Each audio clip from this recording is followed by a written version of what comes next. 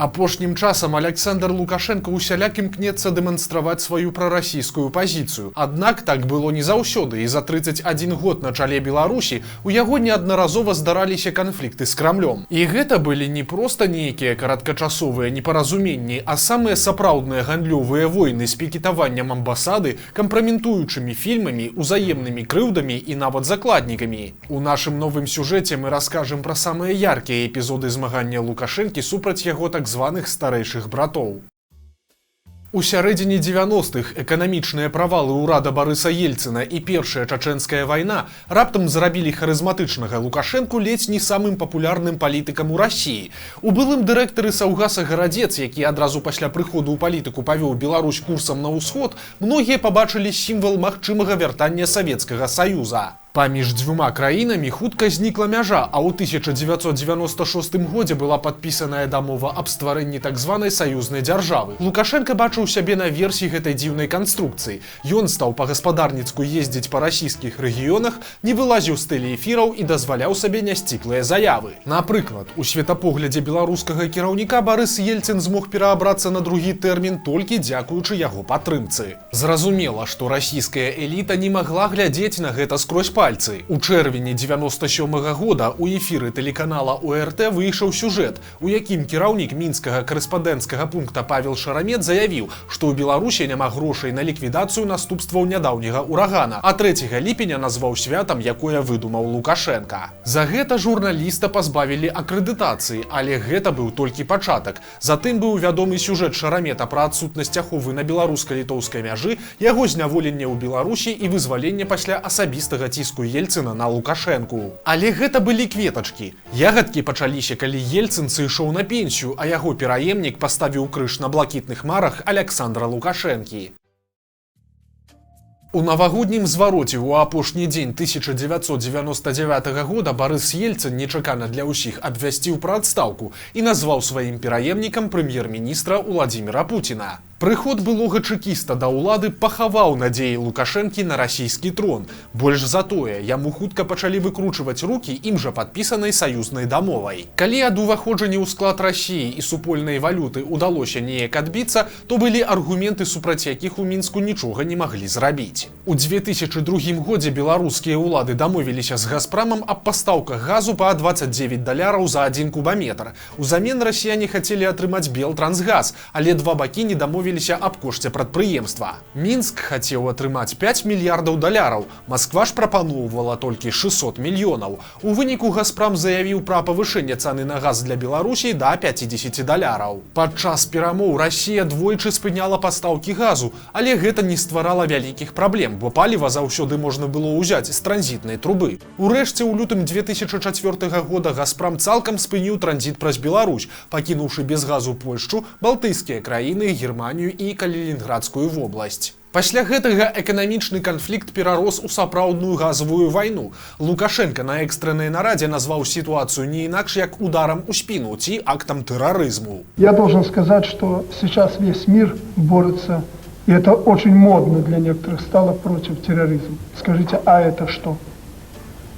Я считаю, что это акт терроризма на самом высоком уровне, когда в 20-градусный мороз страну лишают, народ лишают, не чужой народ, где в жилах которого течет у половины населения русская кровь, лишают природного газа. Пакрыўджаны кіраўнік Беларусі наракаў на тое, што адносіны з Расіяй надоўга сапсаваныя, але пад ціскам Еўропы Лукашенко быў вымушаны пагадзіцца на умовы Путина. И я думаю, Сергей Сергеевич, пусть нас упрекнут, что мы тут не выстояли, поддались и так далее.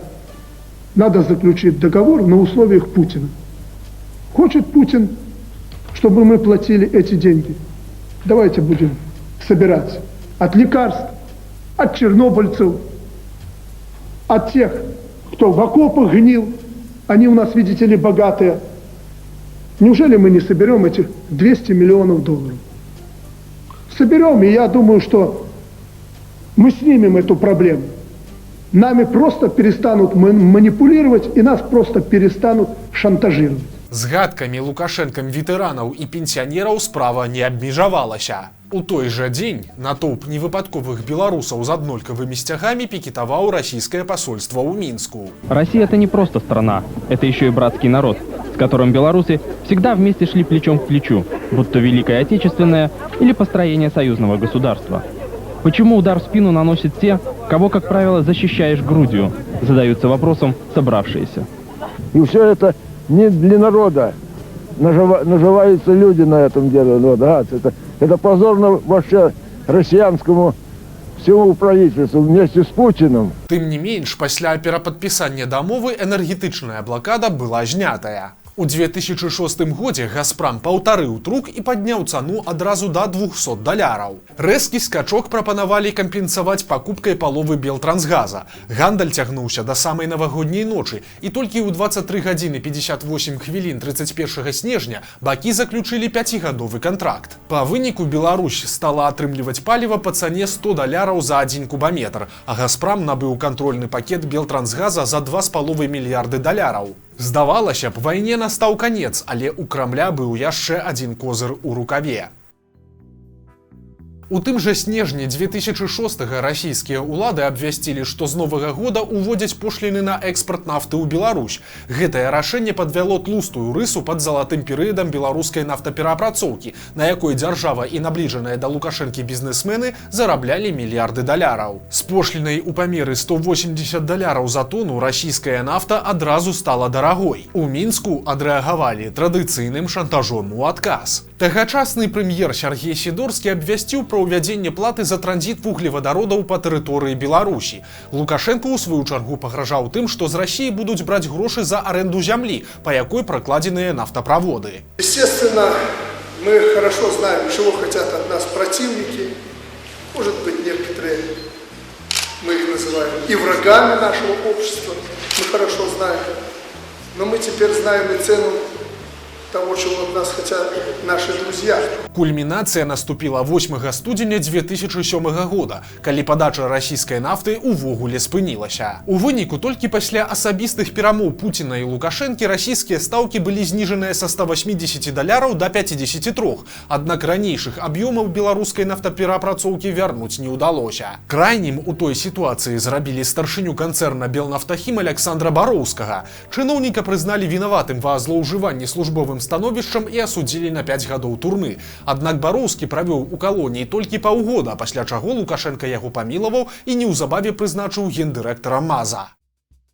У 2008-м, пасля 2 тэрмінаў, Уладзімір Пуцін быў вымушаны перадаць уладу ў іншыя рукі, і прэзідэнтам Расіі стаў Дмітрый Мядзведзеў, з якім у Лукашэнкі адносіны, мякка кажучы, не склаліся. Афіцыйны Мінск не стаў прызнаваць незалежнасць Абхазіі і Паўднёвай Асетіі, што адразу стала прадметам гандлю. Новых эканамічных канфліктаў давялося чакаць нядоўга. У маі 2009 года Крэмль адмовіў Беларусі ў чарговым крэдыце памерам звыш $3 мільярдаў. І гэта моцна пакрыўдзіла Лукашэнку, які заявіў, што міністр фінансаў Расіі Алексей Кудрын, цытата, «кансалідаваўся з адмарозкамі, якія вякаюць за заходнія грошы і вучаць жыццю». Кудрын у сваю чаргу адказаў, што кіраўнік Беларусі проста не ведае, куды дзяваюцца расійскія грошы, таму ёсць сумневы ў яго плацежаздольнасці. У чэрвені Расія забараніла ўвоз беларускага малака і малочных прадуктаў. Па афіцыйнай версіі яны не адпавядалі новаму тэхнічнаму рэгламенту. Насамрэч, так у чарговы раз ціснулі на Лукашэнку, які абяцаў за новы крэдыт прадаць 12 малаказаводаў. Афіцыйны Мінск у адказ зладзіў байкот саміту АДКБ ў Маскве. Акрамя таго, Лукашенка даручыў аднавіць мытны кантроль на мяжы з Расіяй. У выніку малочная вайна працягнулася менш за 2 тыдні, і абмежаванні ў рэшце рэшт былі знятыя. Але ў той жа дзень «Газпром» накіраваў у Мінск ліст з патрабаваннем вярнуць шматмільённы доўг за газ. Наступнае абвастрэнне адносінаў адбылося летам 2010-го, калі Александр Лукашенка адмовіўся уступаць у мытны саюз з Расіяй і Казахстанам, патрабуючы адмены экспартных пошлін на нафту. Паралельна ён рассылаў лісты расійскім медыя і бізнесменам, у якіх вінаваціў Крэмль у зрыве чарговых перамоў па газе і ціску з мэтай завалодаць найбуйнейшымі беларускімі прадпрыемствамі. Праз гэта у Беларусі нібыта заставалася ўсё менш прыхільнікаў інтэграцыі з Расіяй. Наверное, заговорился человек. Надо надо успокоиться и посмотреть на тот мир, который его окружает, и мир, в котором мы живем. Расіяне ў сваю чаргу пачалі мачыць Лукашэнку на тэлебачанні. На тэлеканале НТВ пачаўся паказ дакументальнага серыяла з назвай «Хросны бацька». Яго стваральнікі на мільённую аўдыторыю заявілі, што ўсе эканамічныя дасягненні Лукашэнкі насамрэч заснаваныя на расійскіх датацыях, а таксама прыгадалі і перлы пра Аскарыну з Быкавым і зніклых апазіцыянераў і пазашлюбнага сына Мікалая. У Беларусі ж фільм не паказалі, бо яго проста выразалі з трансляцыі НТВ, а нумар газеты «Наша Ніва» загалоўкам «Хросны бацька капітуляваў на першай паласе» знялі з рознічнага продажу. На публікацыю кампрамата лукашэнкаўцы адказалі пагрозамі забараніць трансляцыю расійскага тэлеканала, а таксама крынжовым флешмобам ад БРСМ. Уважаемые граждане, подходим, не стесняемся, смотрим инструкцию по просмотру канала НТВ.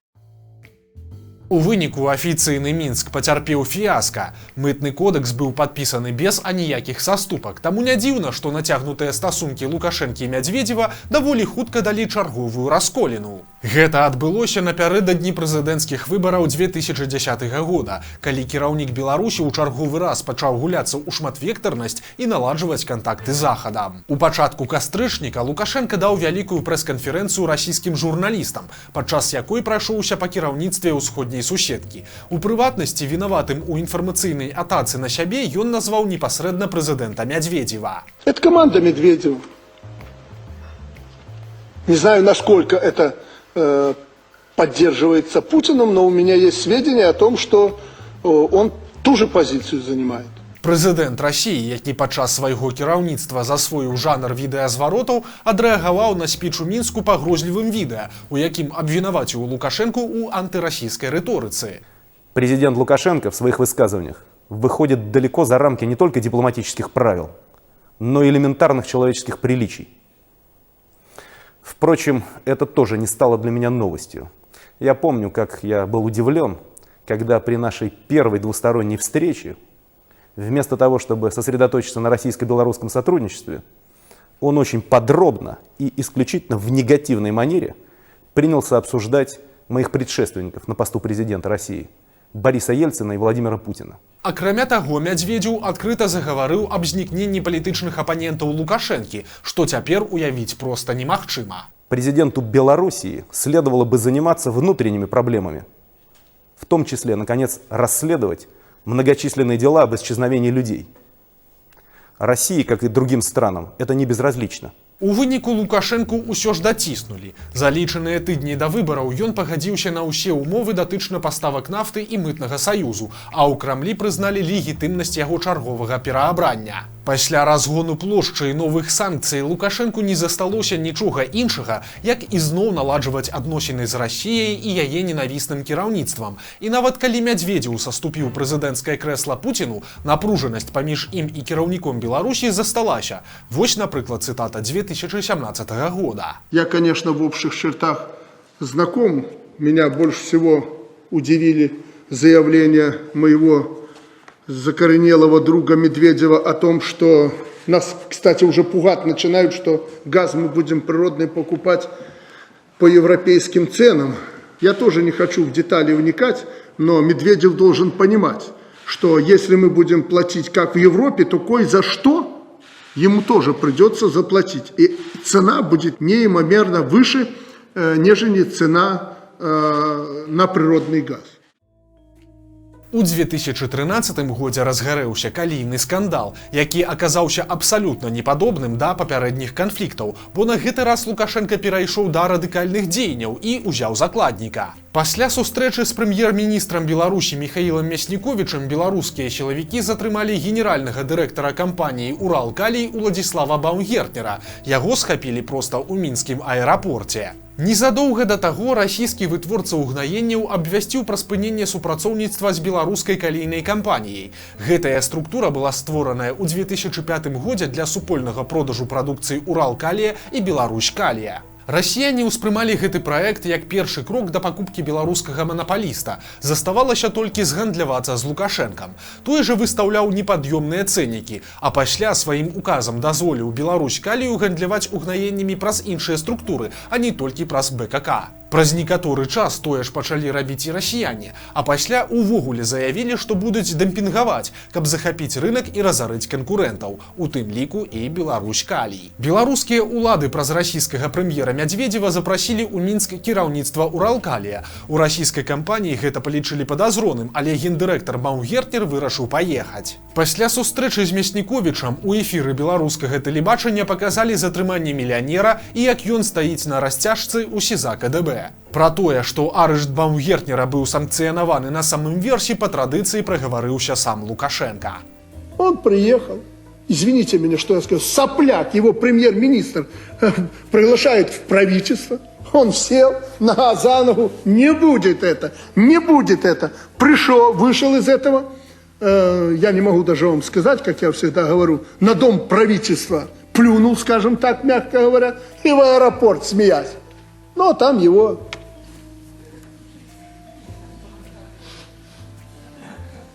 Приехал по-человечески для решения вопроса, решай и уезжай, мы все перетерпим. Нет, он еще приехал тут, мы это не будем, мы это, и вы посмотрите, вы к нам приползете. Ну, отвечай. Топ-менеджеру Уралкалія выставілі абвінавачванне па артыкуле злоўжывання ўладай і службовымі паўнамоцтвамі, па якім яму пагражала да 10 гадоў у беларускай турме. Акрамя таго, у міжнародны вышук быў абвешчаны ўладальнік расійскай кампаніі мільярдэр Сулейман Керымаў. Такім радыкальным чынам у Мінску хацелі выгандліваць у Масквы чарговы крэдыт, урэгуляваць калійны рынак і дамовіцца аб пастаўках нафты. Новы віток канфлікту раскруціўся пасля таго, як расіяне выявілі, што Беларусь экспартуе ў Еўрасаюз нафтапрадукты пад выглядам растваральнікаў, на якія не трэба было плаціць аніякіх пошлін. Аднак у выніку у кейсе Баумгертнера Лукашенко нічога не дабіўся. Мільянера хутка перавялі пад хатні арышт. Па дзіўнай версіі на гэта рашэнне нібыта паўплываў ліст от мати бизнесмена. Он оплачивает сам квартиру, все услуги, он не бедный, такое было условие. И под гарантией его матери его выпустили, и мать с ним живет и смотрит за своим сыном. Мать очень, наверное, добрый и хороший человек, поэтому он пусть благодарит только мать, ни Лукашенко, ни Путина, ни Медведева, только собственную мать. Пасля змягчэння умоў стрымання пайшлі размовы пра экстрадыцыю, і неўзабаве Баумгертнер вярнуўся ў Расію. Для захавання ўсіх юрыдычных фармальнасцей на радзіме на яго завялі крымінальную справу, але яна даволі хутка развалілася.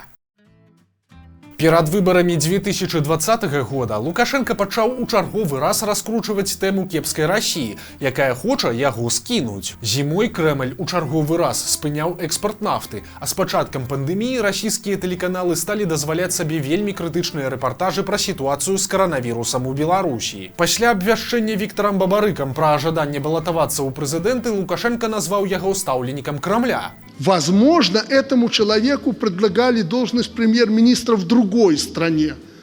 Но я так прикинул, думаю, в одной недавно назначили Мишустина. Там могли ему предложить. Вы знаете, на все деньги он баллотируется. Бабарыка ў выніку быў арыштаваны, але гэта не дапамагло. Лукашенко побачыў расійскі след у іншым. Сегодня мне доложили, хотя это уже было давно, никто не докладывал, что у одного из моих сыновей, а в Швейцарии 840 или сколько миллионов долларов. Ну, я видел, мне показали. Значит, направьте туда по дипломатическим каналам письмо, кто хочет забрать эти деньги, пусть немедленно заберет. Вот такие фейки, они будут постоянно. И нам это надо иметь в виду и с этим жить и бороться. В противном случае они никакие, они не смогут с нами конкурировать даже. Надо врать. Кстати, это подбрасывается структурами бабичевскими, низыгарями этими из России. Это не наши.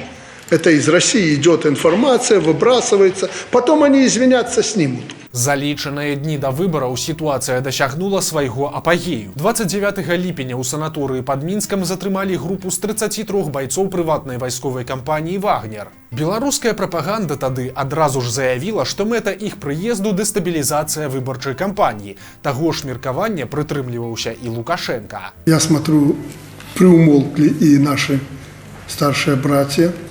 Уже не кричат, что они посылали этих ребят в Стамбул. Никакого Стамбула не было и быть не могло, как оказалось, на поверку. Ясно, что у этой группы были иные цели. И задача следствия – выяснить эти цели.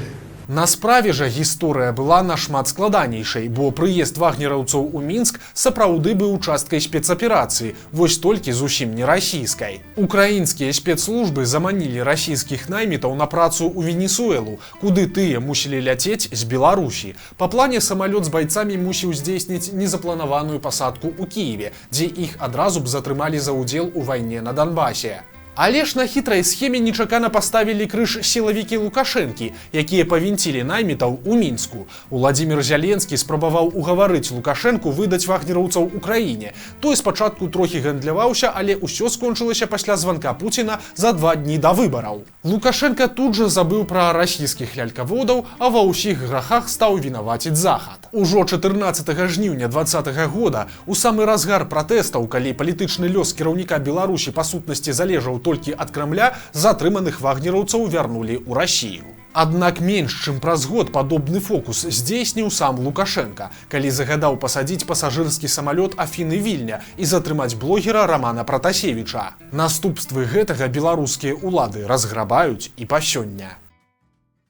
Апошнія 5 гадоў сталі часам дэманстратыўнай ідыліі ў адносінах Лукашэнкі і Пуціна. Заціснуты ў вузкія рамкі, Лукашенко стаў саўдзельнікам нападу на Украіну, а таксама амаль цалкам пераарыентаваў эканоміку краіны на расійскія рынкі. Цяпер ён у чарговы раз спрабуе наладжваць адносіны з Захадам, але ж на новае супрацьстаянне з Крамлём рашыцца наўрад ці. Бо калі раней Лукашенко і браў расійскага мільянера ў закладнікі, то цяпер сітуацыя зусім іншая. Сваімі дзеяннямі Лукашенко фактычна сам зрабіў сябе закладнікам Крамля.